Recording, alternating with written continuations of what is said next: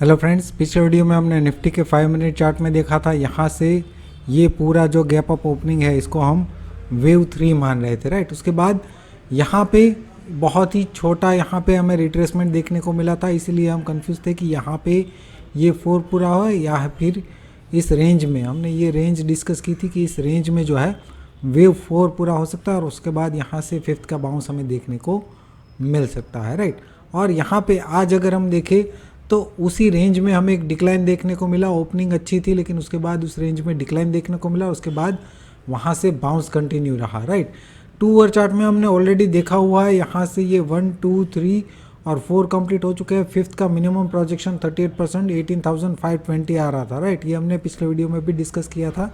और 61% आ रहा है 18,860। इस रेंज में जो है ये वेव 5 जो है ब्लू वाला वो पूरा हो सकता है। अब इस ब्लू वाले वेव 5 का जो बाउंस है उसको हम स्मॉलर टाइम फ्रेम में देखते हैं। यहाँ पे ये अभी ये 3 और 4 कंप्लीट हो चुका है और 5th का प्रोजेक्शन अगर हम निकालें तो 38 और 61% की रेंज आ रही है। 18,446 से लेके 18,547 इस रेंज में जो है यहाँ से जो 5 शुरू हुआ है वो कंप्लीट हो सकता है, राइट।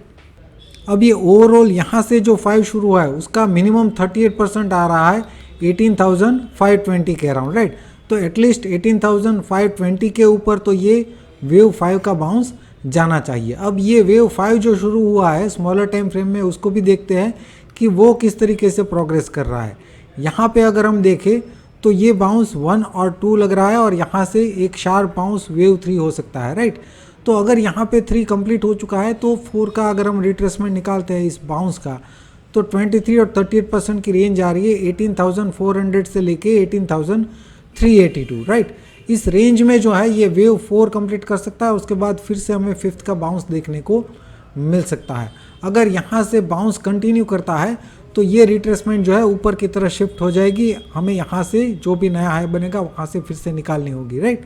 तो अल्टीमेटली ये अभी भी सपोर्ट रेंज है और यहाँ से अभी भी निफ्टी जो है 18,520 जो है मिनिमम टच कर सकता है, जो कि बड़े वेव 5 का जो ब्लू वाला वेव 5 है उसका मिनिमम प्रोजेक्शन है।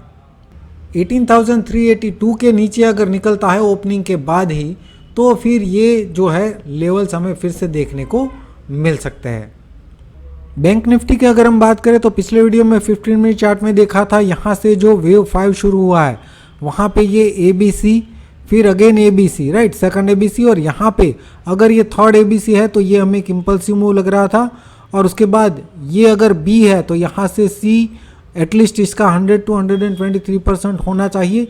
लेकिन अगर ये B अभी भी कंटिन्यूएशन में है तो हमने बात की थी कि यहाँ पे इस रेंज में एक डिक्लाइन के बाद C जो है कंटिन्यू कर सकता है। लेकिन यहाँ पे बैंक निफ्टी में यहीं से गैप अप ओपनिंग के बाद डिक्लाइन दिया, लेकिन यहाँ से बाउंस जो है वो कंटिन्यू रहा। हालांकि वो बाउंस जो है उतना स्पीडी नहीं है, तो हो सकता है कि ये 1, 2, 3, 4 और ये 5th ही चल रहा हो, राइट। और क्योंकि ये पर्सनालिटी इसकी स्लो है तो हो सकता है कि ये 5th है, या तो फिर ये अभी भी इस पूरे करेक्शन का A और ये बाउंस जो है वो B हो सकता है और वहाँ से फिर से C का डिक्लाइन भी हो सकता है। तो अभी के लिए हम क्या करते हैं, फिर से यहाँ पे इसी चार्ट को अगर समझने की कोशिश करें, ये ABC फिर सेकंड ABC, अगर यहाँ पे थर्ड ABC है तो ये A, ये B है, तो ये काफ़ी स्लो एंड स्टडी प्रोग्रेस कर रहा है। हो सकता है कि ये बाउंस जो है एक करेक्टिव बाउंस हो ABC, राइट। और ये पूरा जो डिक्लाइन है ये फिर हो जाएगा A, ये ABC बाउंस हो जाएगा B और यहाँ से वेव C। इस तरीके से ये A के बाद यहाँ पे B के बाद इस तरीके से भी ये प्रोग्रेस कर सकता है। लेकिन अगर यहाँ से ये ऑलरेडी बाउंस शुरू हो चुका है तो इस बाउंस को अगर हम समझने की कोशिश करें कि कहाँ ये अगर डिक्लाइन करता है तो downside break even point कौन सा होना चाहिए कि जिसको अगर ये ब्रेक कर दे तो फिर से इस रेंज में आने के बाद ये बाउंस कर सकता है, राइट। अगर इस लेवल को ब्रेक करता है तो फिर से इस रेंज में आएगा और यहाँ पे ये B पूरा करेगा, उसके बाद बाउंस करेगा, राइट। तो ये स्मॉलर टाइम फ्रेम में देख के हम वो लेवल आइडेंटिफाई करने की कोशिश करते हैं कि downside break even point कौन सा है जिसको ब्रेक करने के बाद फिर से इस रेंज में बैंक निफ्टी हमें देखने को मिल सकता है। लेकिन ये सपोर्ट ले लेता है तो यहाँ से बाउंस जो है वो कंटिन्यू कर सकता है और एटलीस्ट इसका 100 to 123% का बाउंस ये हो सकता है, राइट। लेकिन इसको हमें स्मॉलर टाइम फ्रेम में देखना होगा कि वहाँ पे क्या चल रहा है।